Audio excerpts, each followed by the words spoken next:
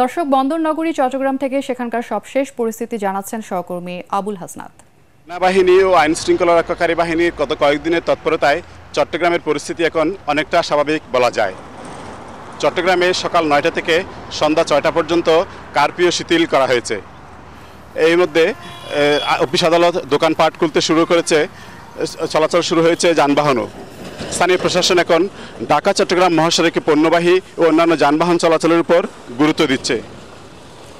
গতকাল চট্টগ্রাম সার্কিট হাউসে স্থানীয় প্রশাসন পণ্যবাহী পরিবহন সহ বিভিন্ন যানবাহনের মালিকদের সাথে বৈঠক করে তারা ঢাকা চট্টগ্রাম মহাসড়ক এখন যানবাহনের চলাচলের জন্য সম্পূর্ণ নিরাপদ বলে স্থানীয় মালিকদেরকে জানিয়েছেন। মালিকরা আশ্বস্ত হয়ে গতকাল থেকে আসলে পণ্যবাহী যানবাহন চলাচল শুরু হয়েছে। এখন আমরা দেখতে পাচ্ছি যে আমরা যেখানে দাঁড়িয়ে আছি চট্টগ্রামের ফৌজদারহাটের এই সড়কে একদিকে চট্টগ্রাম বন্দরে প্রবেশ করতে পারে যানবাহন, অপরদিকে চট্টগ্রাম বন্দর থেকে বের হতে পারে এবং এই পথ দিয়ে ঢাকা চট্টগ্রাম মহাসড়কে থেকে যানবাহন চট্টগ্রাম শহরে প্রবেশ করতে পারে। আপনারা এখন দেখতে পাচ্ছেন যে ঢাকা চট্টগ্রাম মহাসড়কের উভয় লেনে এখন বিভিন্ন রকমের যানবাহন চলাচল করছে।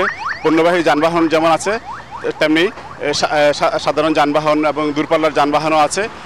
চট্টগ্রামের ফৌজদারহাট এলাকা থেকে এই ছিল আমার কাছে সর্বশেষ পরিস্থিতি।